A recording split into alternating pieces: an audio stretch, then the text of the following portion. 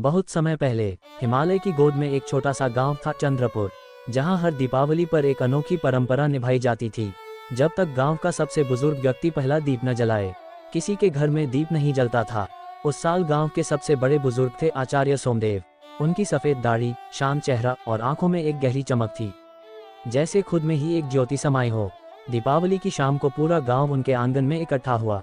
हर किसी के हाथ में दीप था, तेल था, बाती थी, पर सबकी निगाहें आचार्य पर टिकी थीं। आचार्य ने दीप उठाया, पर उसे जलाया नहीं। गांव में सन्नाटा छा गया। एक छोटे से बच्चे ने मासूमियत से पूछा, गुरुजी, दीपावली है, आप दीप क्यों नहीं जला रहे? आचार्य ने मुस्कुराकर कहा, अगर मन में अंधेरा हो तो दीप जलाने से क्या होगा? गांव वाले हैरान रह गए। किसी ने कहा, प्रकाश का पर्व है गुरुजी, बिना दीप के उजाला कैसे होगा? आचार्य बोले, उजाला बाहर नहीं, भीतर जलना चाहिए। जब तक भीतर का दीप नहीं जलेगा, तब तक कोई दीपावली सच्ची नहीं होगी। तभी आचार्य की नज़र भीड़ में खड़ी एक स्त्री पर पड़ी। वह एक विधवा थी, जिसने पिछले वर्ष अपने पति को खो दिया था। तब से उसके घर में कभी दीप नहीं जला।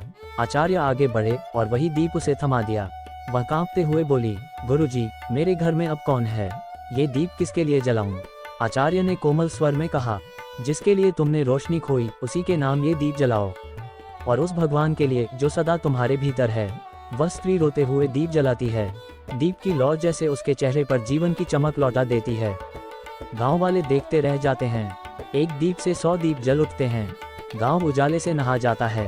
आचार्य की आवाज़ गूंजती है, ये दीपावली केवल लक्ष्मी का पर्व नहीं, यह आत्मा के प्रकाश का दिन है। जो दूसरों के अंधेरे में दीप जलाए, वही सच्चा उत्सव मनाता है। बच्चे फूलों से सजे दीप लेकर गांव के हर बुजुर्ग, हर अकेले व्यक्ति के घर जाते हैं। कहीं विधवा के घर दीप जला, कहीं गरीब किसान के आंगन में रोशनी पहुंची, और फिर पूरा चंद्रपुर गांव ऐसे चमक उठा जैसे धरती पर आकाश उतर आया हो। उस रात लोगों ने पहली बार महसूस किया, दीपावली केवल बाहर नहीं, भीतर भी जली थी। दीपावली तब सच्ची होती है जब हम किसी के जीवन के अंधेरे में रोशनी बन जाएं।